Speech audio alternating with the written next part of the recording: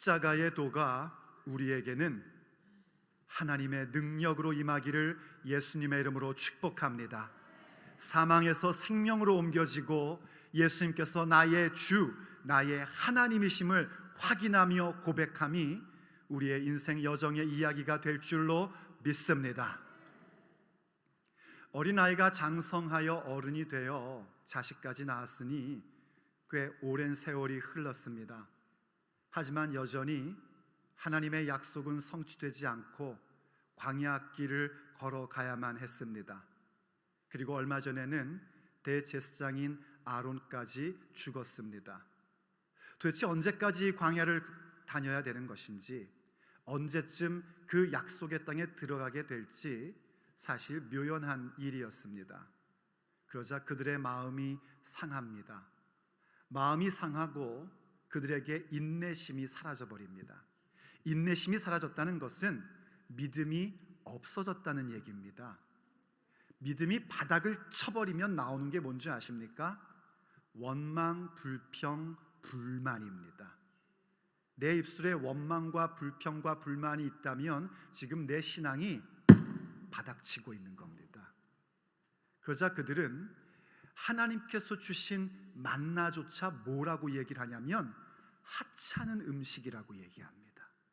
그 은혜로 주신 것조차 하찮은 음식이라 하면서 하나님과 모세를 원망하기 시작하는데, 그때 그 원망이라는 것은 그저 불편한 마음을 표현하는 정도의 얘기가 아니라, 다시 말하면 하나님과 모세를 탄핵하는 겁니다. 더 이상 우리 하나님 안 하겠다는 겁니다. 모세, 더 이상 당신은 우리의 리더 아니라는 겁니다. 아니, 그만큼 광야 시절 보내면서 하나님의 임재를 경험했고 하나님의 놀라운 능력을 체험했으면 좀 마음이 불편하고 뭔가가 힘들어도 하나님 앞에 나아가 내 마음을 쏟아놓고 기도하면 하나님께서 은혜를 주실 텐데, 그런데 이 사람들은 그렇게 하질 않고 자기의 옛 습관대로 원망이나 한 것입니다. 모세와 하나님을 탄핵한 겁니다. 그러니 하나님께서 그 백성들을 근실하게 징계하실 수밖에 없으셨습니다. 왜냐하면 이미 구원받은 백성이고 하나님과 언약을 맺은 백성인데, 그래서 하나님께서 그 백성을 거룩한 나라, 제사장 나라로 만드시겠다고, 아니 그렇게 만들었다고 그런 선언까지 해주셨는데, 이 모양이니 하나님께 혼나야죠.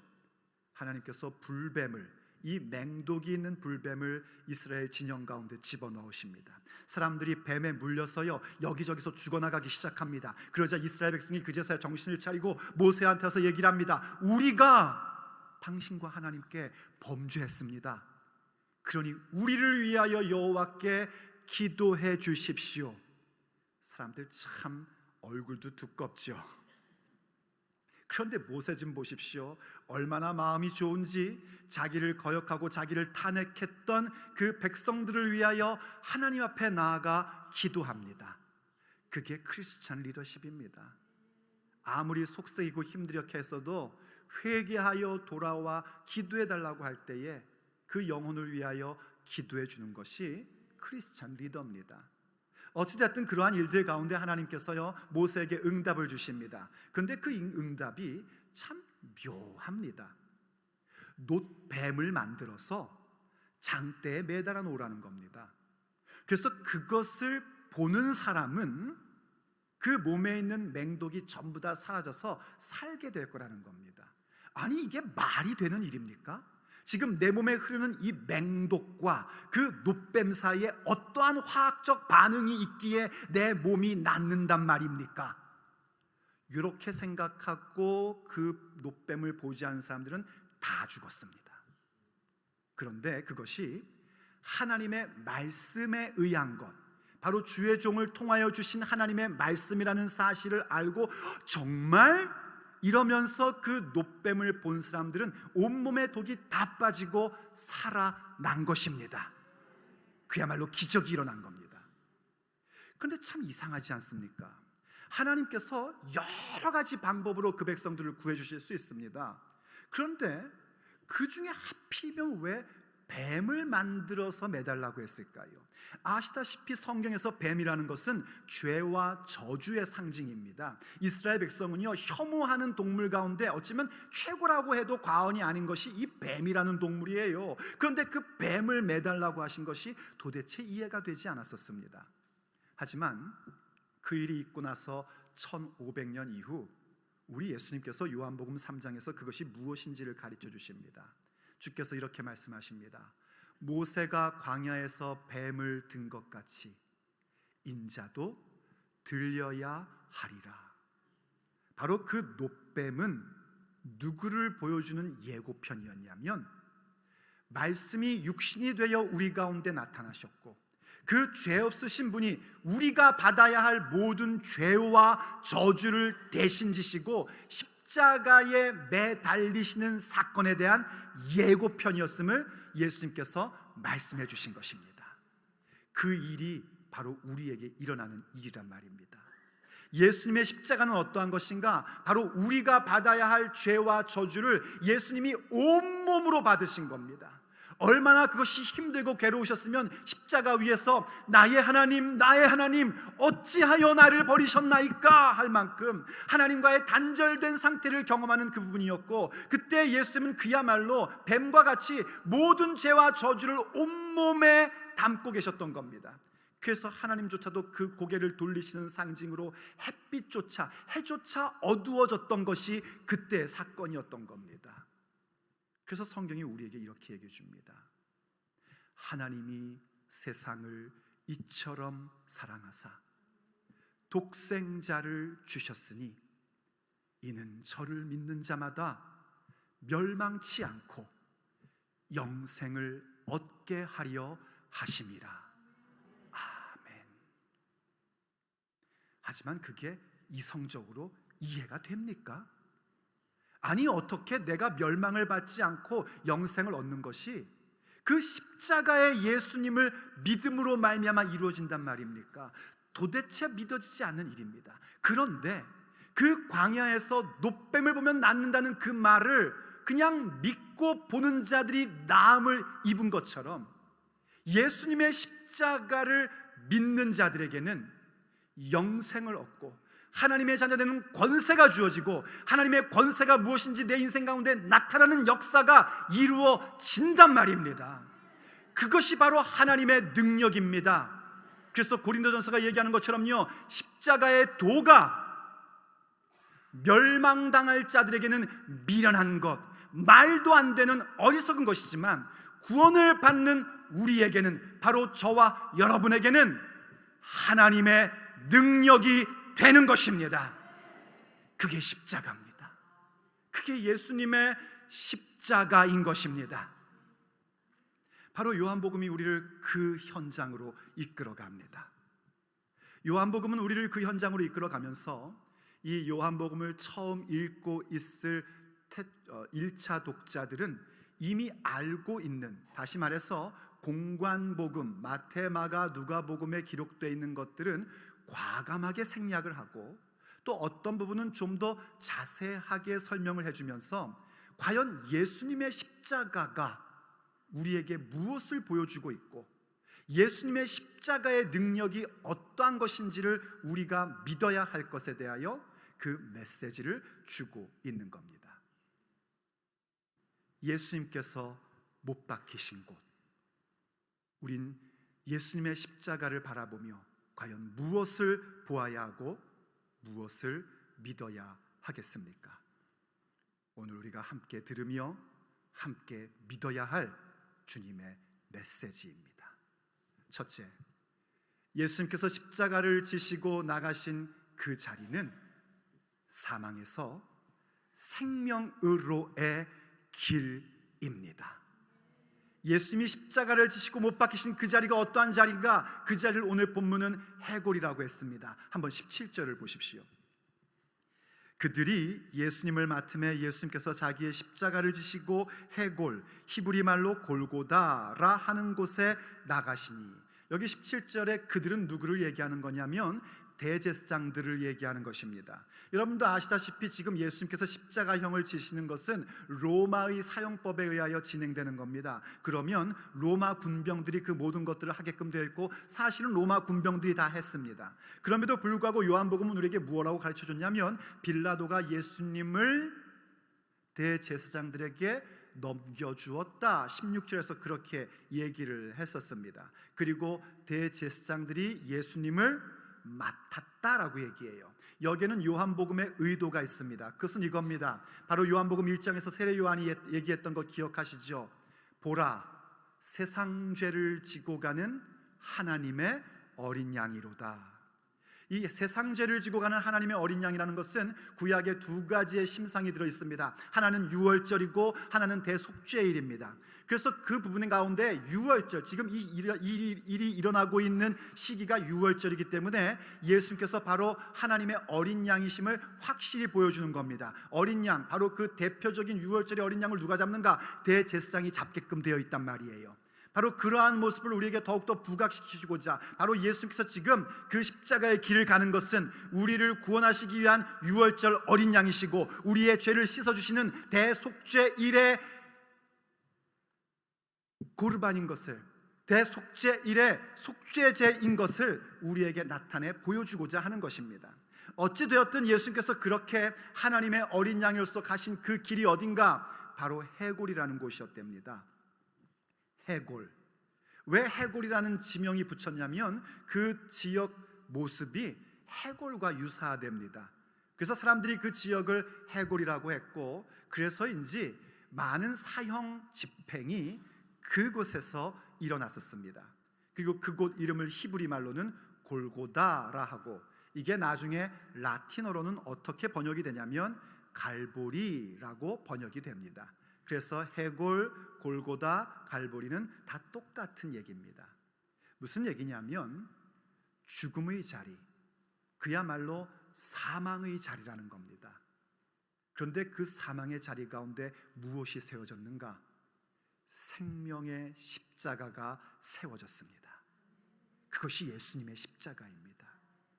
누구든지 이 십자가의 예수님을 믿기만 하면 구원을 주신다는 그 생명의 길이 어디에 세워졌는가? 사망의 현장 위에 세워진 것입니다.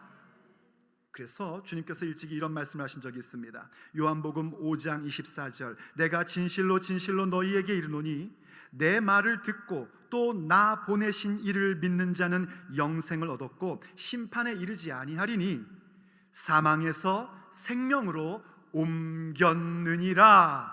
아멘. 예수님의 십자가의 사건이 우리에게 준 것이 그겁니다. 사망에서 생명으로 옮겨진 것입니다. 예수님을 믿으십니까? 믿으시면 아멘 하십시오. 여러분은 사망에서 생명으로 옮겨진 자들입니다. 아직 예수님 안 믿으십니까? 예수님을 영접하기를, 마음의 구세주로 영접하기를 예수님의 이름으로 축복합니다. 여러분이 아무리 사망 같은 상황 가운데 있지 할지라도, 절망 가운데 있다 할지라도 그리스도의 생명이 여러분 가운데 임하게 될 것입니다. 그러면 예수님의 십자가가 이미 믿는 우리에게는 아무 상관이 없는 걸까요? 전혀 그렇지 않습니다. 좀 전에 말씀드렸던 그 불뱀에 물렸던 사람들은요, 이미 구원받은 자들이고 하나님과 언약 맺은 하나님 백성들입니다. 그럼에도 불구하고 신앙이 바닥을 치니까 불평, 원망, 불만만 나오니 하나님께서 뱀을 보내셔서 물게 하셨고 결국 죽어가는 인생 되게끔 하신 겁니다. 그때 그들이 살 수 있는 방법은 노뱀을 본 것처럼요, 우리가 이미 예수님을 믿었다 할지라도 내 입술 가운데 감사는 사라져버렸고 맨날 불만, 불평이나 나오고 남 지적질이나 하고 있다면 여러분의 신앙은 지금 바닥을 치고 있는 겁니다. 정신 차려야 됩니다. 내가 지금 여기 앉아있다고 안전한 게 아니란 말이에요. 이미 불뱀에게 여러분들은 물린 겁니다. 여러분 몸에 맹독이 흐르고 있는 겁니다. 그럼 다시 돌아야 할 길은 오직 하나뿐입니다. 십자가의 예수님을 바라보셔야 됩니다. 예수님의 십자가 앞에 다시 나와야 합니다. 그리고 내 몸에 퍼져 있는 그 모든 독이 오직 예수님의 십자가로만 해결될 수 있음을 고백하셔야 됩니다. 그리고 여러분의 신앙이 회복되어야 합니다. 그럼 주께서 놀라운 은혜를 베풀어 주십니다. 이 아골, 이 해골, 그리고 골고다, 그리고 갈보리, 이 이름은 구약의 어떤 용어하고도 또 연결이 되냐면 아골골짜기라는 용어하고도 연결이 됩니다. 이 아골골짜기는 일찍이 여호수아 시대 때에 처음 사형을 집행한 그 자리가 아골골짜기입니다. 그래서 아골골짜기 역시 사형 집행 장소였고, 그때 그 아골이라는 단어는 어떤 의미를 갖고 있냐면 죽음이라는 의미와 함께 고난, 고통, 이런 이름을 갖고 있습니다. 하나님을 거역하며 나갈 때에 내가 구원받은 자라 할지라도 하나님의 뜻 가운데에 그 믿음의 여정을 가지 않을 때에 우리의 인생은 죽음과 같은 것이고 고난과 고통이란 말입니다. 그런데 하나님께서 이사야 65장 10절을 통하여 우리에게 뭐라고 약속하시냐면 그 아골 골짜기를 솥대가 눕는 것으로 바꾸어 주시겠답니다. 말하자면 고난이고 고통인데 그게 아니라 풍요로움을 주시겠다는 겁니다. 또 호세아 2장 15절을 통한 뭐라고 약속하시냐면 그 아골 골짜기가 소망의 문이 되리라 하고 약속해 주셨습니다. 내 인생이 고통스럽고 힘들고 고달픈데 그게 끝이 아니라 오히려 그 모든 자리 가운데 소망의 문이 일어나게 된다는 겁니다. 어떻게 가능한 것입니까? 바로 예수님의 십자가가 그 골고다 위에 세워짐으로 말미암아 사망의 자리 가운데 생명의 십자가가 세워짐으로 말미암아 아골 골짜기가 풍요로운 곳이 되고 아골 골짜기가 소망의 문으로 바뀌게 된 겁니다. 그러니 믿는 우리들도 우리의 신앙이 지금 흐트러져 있고 뭔가 내 심령이 컬컬하다면 다시 예수님의 십자가 앞에 와서 무릎 꿇으셔야 됩니다. 주께서 기회를 주실 때 무릎 꿇으셔야 됩니다. 저는 다 얘기해 줬습니다. 저는 분명히 얘기했습니다. 안 믿는 자들에게 예수님 십자가 믿어야 된다고 얘기했고요, 이미 믿는 여러분들에게도 여러분의 삶에 뭔가 죽음 같고 고달프고 고통스럽고 왜 이렇게 컬컬할까 할 때에 여러분의 신앙을 다시 점검하고 예수님의 십자가 앞에 오라고 분명히 알려드렸습니다. 이제 남은 건 여러분의 선택입니다. 예수님의 십자가 앞에 무릎 꿇을 것인지 그런 게 어딨어 하며 내 길 가다가 죽을 것인지 여러분의 선택만 남은 겁니다. 그래서 두 번째, 예수님의 십자가 앞에서는요 오직 두 종류의 사람으로 나뉘게 되고 두 종류의 사람만 남게 됩니다. 구원받는 자, 구원받지 못하는 자, 믿는 자, 불신자. 예수님의 십자가 앞에서는 모든 인류가 이런 두 종류의 사람으로 철저하게 확실하게 나누어지게끔 되어 있습니다. 중간지대는 존재하지 않습니다. 어떻게 우리가 그걸 알 수 있는지 본문 18절을 보시기 바랍니다. 그들이 거기서 예수님을 십자가에 못 박을새 다른 두 사람도 그와 함께 좌우편에 못 박으니 예수님은 가운데 있더라 하고 우리에게 말씀을 주고 있습니다. 지금 그 골고다 언덕 위에 세 개의 십자가가 세워진 겁니다. 그 세 개의 십자가의 양옆에 또 달린 사람이 있었고 가운데에 예수님이 달리게 되신 겁니다. 어쩌면 이건 그냥 저 개인적인 생각인데 그건 아마 바라바가 달렸어야 할 자리였을 겁니다. 바라바 기억하시죠? 여러분들은 제가 설교한 거 다 기억하고 계시니까 아마 기억날 거예요. 바라바가 있어야 될 자리였습니다. 바라바는 누구를 상징합니까? 모든 우리 인류를 상징하는 겁니다. 바라바를 대신하여 십자가를 지신 예수님, 바로 우리 인류를 대신하여 십자가를 지신 예수님이십니다. 자, 그런데 바로 이 요한복음의 1차 독자들은요 이 양옆에 있는 사람이 누구인지 이미 알고 있습니다. 이 둘은 사실 그 신분이 뭐냐면 행악자, 강도였습니다. 행악자, 강도인데 요한복음은 우리에게 주고자 하는 중요한 메시지 때문에 그 용어를 고의적으로 피하고 그저 두 사람이라고 얘기합니다. 그건 바로 두 종류의 인류를 상징하는 겁니다. 이들이 어떠한 모습을 가졌었냐면 마태복음 보니까 처음에는 둘 다 예수님을 욕했습니다. 저 아래에서 대제사장 누가 유대인들 예수님 향해서 네가 메시아냐? 그럼 내려와 봐. 이런 것과 함께 합류하여 둘 다 예수님을 욕했었습니다. 그런데 누가복음을 보니까 예수님께서 그 십자가 위에서 이렇게 기도하시는 모습을 그 두 강도가 가까이에서 듣게 됩니다. 아버지여, 저들의 죄를 사하여 주옵소서. 저들이 하는 것을 알지 못합니다. 몰라서 그런 거니까요, 저들을 용서해 주세요. 지금 십자가에 달려 그 고통 가운데, 그 수치 가운데 있는 예수님이 하신 말씀입니다. 그리스도가 아니고서는 아무도 할 수 없는 기도를 십자가 위에서 하신 겁니다. 근데 여러분, 어떻게 된 줄 아십니까? 그 한 강도는요, 계속해서 예수님을 모독합니다. 네가 메시아냐? 네가 그리스도냐? 그럼 너와 나를 좀 구원해봐, 이러고 얘기를 합니다. 그러자 다른 편에 있는 강도, 우리가 흔히 우편 강도라고 얘기하지만 성경에는 우편 강도라고 얘기하지 않습니다. 그냥 한편에 있는 또 강도가 그 처음 얘기한 강도를 향하여 꾸짖습니다. 너는 하나님이 두렵지도 않냐? 네가 행한 것이 뭔지 알잖아. 우리가 지금 이렇게 십자가에 달린 건 받아 마땅한 것이지만 이분은 아무 죄가 없으신 분이야 하고 말하며 예수님을 향해서 이렇게 고백합니다. 예수님, 주님의 나라에 임하실 때에 나를 기억해 주십시오. 차마 구원해달라고는 말을 못하고요, 그저 나를 기억만 해달라고 그렇게 얘기합니다. 그런데 여러분, 주님이 우리를 기억하시면 그건 구원입니다. 하나님이 나를 기억해 주시면 그건 문제 해결입니다. 예수님께서 그 사람을 향하여 말씀하십니다. 내가 진실로 너에게 이르노니 오늘 너가 나와 함께 낙원에 이르리라. 아멘. 구원 받은 것입니다. 여러분, 생각해 보십시오. 이 두 사람은요, 똑같은 상황이었습니다.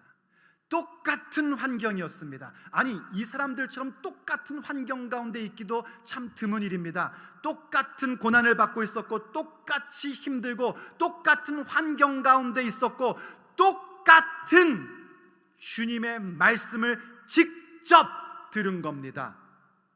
그런데 한 사람은 예수님이야말로 나의 이 본질적 문제, 이 모든 것을 해결할 수 있는 유일한 분이시라는 사실을 믿고 구원을 받았으며, 또 한 사람은 끝까지 거부하여 멸망의 길로 가게 됩니다. 그래서 우리는 무엇을 해야 되는가? 바로 이 생명의 길, 예수 그리스도의 말씀을 선택하고 받아들여야 합니다. 예수님께서 요한복음 5장 29절에서 계속해서 이렇게 말씀하신 것을 보게 됩니다. 선한 일을 행한 자는 생명의 부활로, 악한 일을 행한 자는 심판의 부활로 나오리라. 그 강도들 결국은 둘 다 죽었잖아요. 예수님 안 믿던 사람도 죽었고 믿는 사람도 죽었고, 죽으면 끝이지. 죽으면 끝이 아닙니다. 죽으면 끝이면 저도 이렇게 안 삽니다. 죽으면 끝이 아닙니다. 모든 인류에 존재했던 사람들이요, 예수님 다시 오실 때 다 다시 살아납니다. 그때 그 살아나는 건 똑같은 게 아닙니다. 선한 일을 행한 자들은 생명의 부활로 살아나는 것이고, 악한 일을 행한 자들은 심판의 부활로 살아나는 것입니다. 그럼 우리는 선한 일을 해야 되는데 과연 하나님 앞에 무엇이 선한 일일까요? 어떤 것도 주님 앞에는 선한 일로 인정받을 수가 없습니다. 왜냐하면 우리는 이미 벌써 죄인이었기 때문입니다. 하나님 앞에 선한 일로 인정될 수 있는 유일한 것, 최고의 것은 무엇인가? 예수님을 믿는 것입니다. 그게 선한 것입니다. 반대로 악한 건 뭔가? 예수님 안 믿는 겁니다. 여러분이 아무리 근사하게 살고 교양적으로 살고 도덕적으로 산다 할지라도 예수님 안 믿는 것은 악한 일을 행하고 있는 것입니다. 내가 비록 연약하고 부족하고 넘어지고 실수한다 할지라도 예수님을 믿는 자들은 선한 일을 행하고 있는 것입니다. 저는 우리가 생명의 부활로 주님 앞에 나타나기를 간절히 원합니다. 그렇게 예수 그리스도를 선택하셔야 됩니다. 그분이 그 죽음의 들판 위에, 골고다 위에 우리의 모든 고통과 고난 가운데에 생명의 십자가를 세워놓으시고, 그분을 믿기만 하면 우리에게 하나님의 자녀가 되게 해주시고 그 권세를 누리게 해주시겠다는 그 말씀을 믿고 예수님을 영접하십시오. 주님의 십자가 앞에 나오십시오.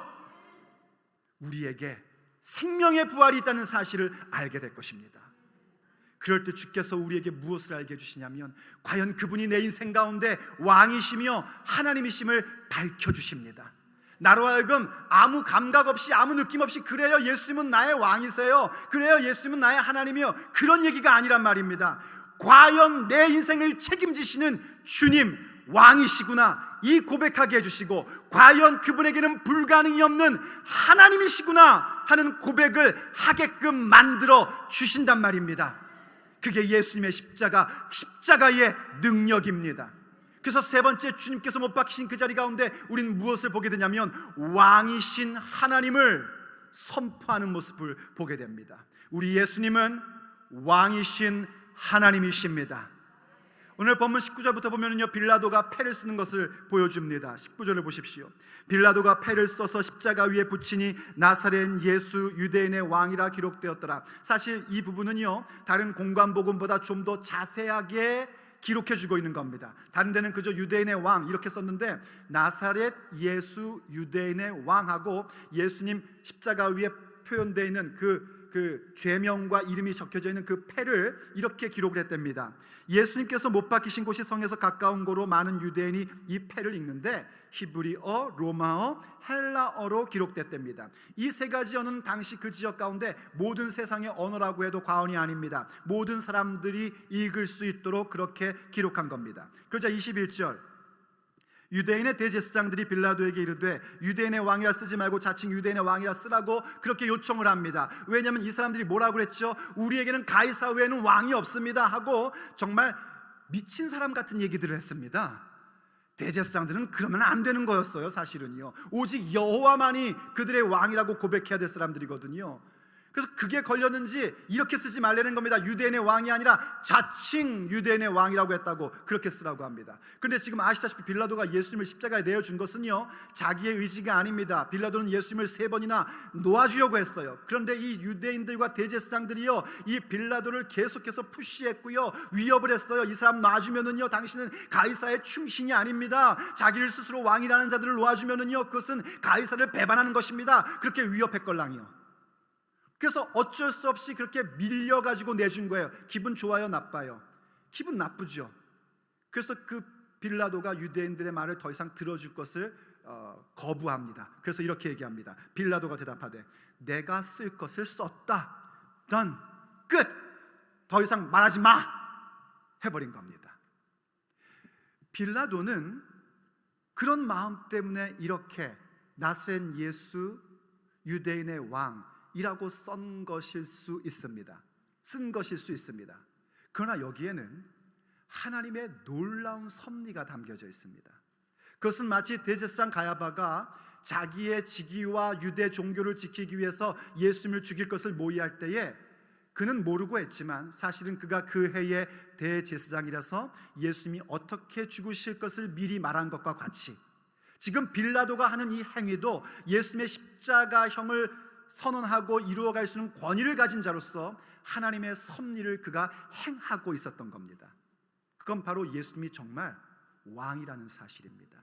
히브리어, 헬라어, 라틴어, 이 모든 로마어는 라틴어를 얘기하는 거예요. 이 모든 언어를 읽을 수 있는 모든 세계의 왕이심을 선언하는 것인데 그게 참 놀랍습니다. 나사렛 예수래요. 이때 이 나사렛이라는 지명을 말하는 것인데 이 나사렛이라는 지역은 어떤 곳이었냐면 인생에 피곤한 사람들이 모여 살던 마을이었답니다. 실패한 사람들, 또 죄진 사람들, 고통받는 사람들, 갈 곳 없는 사람들이 모여서 마을을 형성한 곳이 나사렛이었다는 겁니다. 말하자면 이 세상의 실패자, 이 세상의 죄인들, 그런 사람들이에요. 근데 반면에 그 이름 옆에 무엇이 붙냐면 유대인의 왕이랍니다. 그러니까 이 나사렛이라는 단어와 왕이라는 단어는 참 안 어울리는 단어입니다. 그런데 그것이 예수님의 십자가 앞에서는 하나로 모입니다. 뭘 말하는 거냐면 주님의 십자가 앞에는요, 실패하고 좌절하고 죄지은 나사렛 같은 사람들이든지 아니면 이 시대 가운데 귀히 여김받는 왕 같은 사람이든지 모두가 다 주님의 십자가 앞에 나올 수 있단 말입니다. 여러분 어떤 인생을 살고 계십니까? 나 같은 건 예수님 앞에 나갈 수 없어. 난 너무 죄를 많이 졌거든. 아니요, 주님의 십자가 앞에 용서받지 못할 죄는 없습니다. 나는 십자가 필요 없어. 내가 얼마나 교양이 넘치는 사람인데, 혹시 지금 여기 앉아 계시면서도 그렇게 생각하십니까? 아니요. 주님 앞에 의롭다함 받을 수 있는 사람은 단 한 명도 없습니다. 주님은 그 모든 사람들을 십자가에서 이만한 사랑으로 여러분 한 사람 한 사람을 전부 다 끌어 안으십니다. 그런데 더 신비한 게 있습니다. 이 요한복음이 다른 복음서와는 다르게 이 예수님의 이른바 죄패라는 것이 히브리어, 라틴어, 그리스어로 기록되었다라고 얘기해 주는데, 그것은 물론 온 세상의 왕이심을 선포하는 것이기도 합니다. 그런데 특별히 히브리어로 기록되는 것을 보면 이게 참 신비로운 것을 발견하게 됩니다. 지금 여러분이 보고 있는 게 바로 예수님의 죄패를 히브리어로 기록해 놓은 겁니다. 영어나 한국어는 왼쪽에서 오른쪽으로 읽어나가지만 히브리어는 오른쪽에서 왼쪽으로 읽어나가야 됩니다. 거꾸로 읽습니다. 그래서 지금 그 영어로 예수와 써 있는 게 첫 번째 글자예요. 예수와. 그리고 하 나자렛, 그러니까 나사렛의라는 얘기고요. 근데 와 멜렉 하는 건, 멜렉은 왕이라는 뜻이고요. 그 다음에 하 예후딤, 유대의라는 겁니다.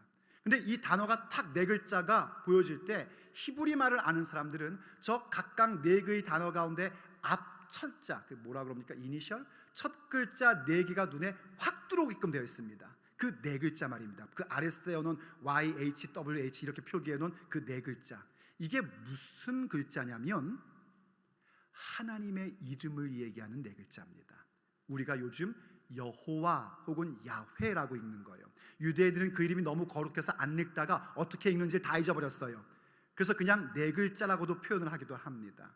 이 네 글자가 지금 예수님의 죄패, 예수 나사렛 왕 유다, 이 단어 하나하나의 앞글자를 딱 떼놓으니까 예후와 네 글자 하고 툭 나온 겁니다. 그리고 동시에 또 이 히브리 알파벳은요, 알파벳 하나하나에 의미가 있습니다. 그러니까 이를테면 지금 저 앞에 있는 그 이렇게 점처럼 찍어놓은 Y로 표기된 거를 뭐라고 읽냐면 요드 이렇게 읽어요. 근데 그 요드라는 단어가 어떤 뜻을 갖고 있냐면 손이라는 뜻을 갖고 있단 말입니다. 그리고 그 두 번째 단어 해라는 단어는 이게 윈도우, 창문 혹은 보다 이런 의미를 갖고 있습니다. 그리고 그 세 번째 첫 글자인 저걸 뭐라고 읽냐면 와우 이렇게 읽거든요. 와우. 근데 그 와우라는 뜻은 뭐냐면 갈고리 혹은 못이라는 그런 의미를 갖고 있는 단어입니다.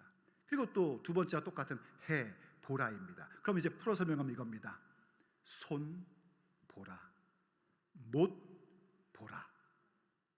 1500년 전 하나님께서 모세에게 처음 당신의 이름을 가르쳐 주셨을 때에 보여줬던 그 네 글자 속에 단어 철자 하나하나 가운데 무엇이 담겨 있냐면 손을 보라, 그 못을 보라 하는 의미가 그 이름에 담겨져 있고, 1500년 후 예수님의 십자가 위에 주님의 죄패 명패가 담겨져 있는데 거기에 나사렛 예수 유대인의 왕이라는 단어 히브리 말의 철자 하나하나를 떼어내니 여호와 하나님 이런 단어가 있더란 말입니다.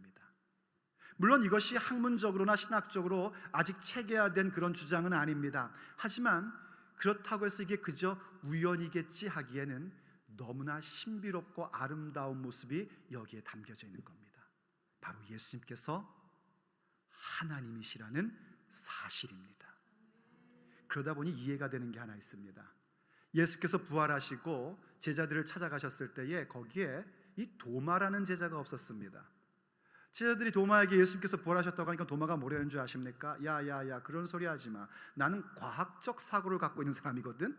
내 손가락을 꺼내 예수님의 손을 보고 그 손에 내 손가락을 넣어보고 내 손을 꺼내서 그분의 옆구리에 넣어보기 전에는 나는 결단코 믿지 않노라 합니다. 봐야 믿겠다는 겁니다. 예수님께서 그 은혜가 넘치시기에 도마를 찾아오셔서 말씀하셨습니다. 그때 이러십니다. 내 손가락을 내밀어 하면 사실 뭐라고 얘기해야 됩니까? 내 상처에 넣어보고 내 손을 내밀어 내 옆구리에 넣어봐라 이렇게 말씀하셔야 됩니다. 물론 손을 꺼내서 내 옆구리에 넣어보라고 말씀은 하셨습니다. 그런데 네 손가락을 내밀어 한 다음에는 자연스러운 문법이 뭐냐면 내 손에 네 못에 넣어봐 하셔야 되는데 그렇게 말씀하시지 않고 내 손을 보라 하십니다. 어떤 손입니까? 못 박힌 손입니다. 예수님의 말씀 그 자체 안에 지금 그 똑똑한 도마가 무엇을 발견하게 되냐면 네 글자, 내 손을 봐라. 손, 못 박힌 손, 손을 봐라, 못을 봐라. 이 하나님의 이름 네 글자가 확 옵니다. 그래서 도마가 이렇게 고백을 합니다. 나의 주님이시요 나의 하나님이십니다. 나의 주님이시여 고백하는 거야 스승이니까 그렇게 할 수 있죠. 그런데 하나님이십니다 고백이 어떻게 도대체 나오게 된 걸까? 하는 짐작을 해봅니다. 요점은 이겁니다. 예수님은 왕이요 우리의 주인이시고 바로 그분은 하나님의 아들 곧 하나님이시라는 겁니다. 예수님의 십자가가 그것을 우리에게 선포해 주고 있습니다. 내 사망과 같은 인생 가운데에 예수님의 십자가를 바라볼 때에 내 고난과 내 고통의 아골골짜기 같은 상황 가운데서 생명의 십자가를 바라볼 때 우리는 무엇을 발견하게 되냐면 그분이 바로 내 인생의 왕이요 주인이시고 내 인생을 책임지시는 하나님이심을 선포하게 되는 겁니다. 그것을 발견하게 되고 경험하게 되고 체험하게 된단 말입니다. 그래서 빌립보서 2장 6절 이하에서요 우리에게 이러한 말씀을 전해주고 있는 것을 보게 됩니다. 그는 근본 하나님의 본체시나 예수님은 근본적으로 하나님의 본체 곧 하나님이십니다. 그러나 하나님과 동등됨을 취할 것을 여기지 아니하시고 오히려 자기를 비워 종의 형체를 가지사 사람들과 같이 되셨고 사람의 모양으로 나타나사 자기를 낮추시고 죽기까지 복종하셨으니 곧 십자가에서 죽으심이라. 믿을 수 없는 사실이 진리로 우리 가운데 선포되고 있는 것입니다. 9절 이러므로 하나님이 그를 지극히 높여 모든 이름 위에 뛰어난 이름을 주사 하늘에 있는 자들과 땅에 있는 자들과 땅 아래에 있는 자들로 모든 무릎을 예수님의 이름에 꿇게 하시고 모든 입으로 예수 그리스도를 주라 시인하여 하나님 아버지께 영광을 돌리게 하셨느니라. 아멘. 예수님께서 왕이십니다. 예수님께서 내 인생 책임지시는 주님이십니다. 예수님께서 내 인생 가운데 모든 문제를 해결하실 수 있는 유일하신 하나님이십니다. 그것이 어디에서 선포되고 있는가? 주님의 십자가에서 선포되고 있는 것입니다. 죽음의 자리 가운데 세워진 그 십자가, 고난과 고통인 아골골짜기에 세워진 예수님의 십자가, 그 십자가 앞으로 나오셔야 됩니다. 믿지 않는 자들은 당연히 나와야 되고 이미 믿는다 고백한 사람들도 그 십자가 앞에 나와 바닥쳤던 내 신앙의 회복을 다시 가지셔야 됩니다. 그때 주님께서 그 십자가의 능력이 무엇인지를 보여주실 것입니다. 여러분의 인생의 주인 되심이 어떠한 것인지를 여러분에게 확실히 나타내 주실 것입니다. 그분이 하나님이시라고 고백할 수 없게끔 우리의 삶을 이끄시고 하나님의 능력이 무엇인지를 보여주실 것입니다.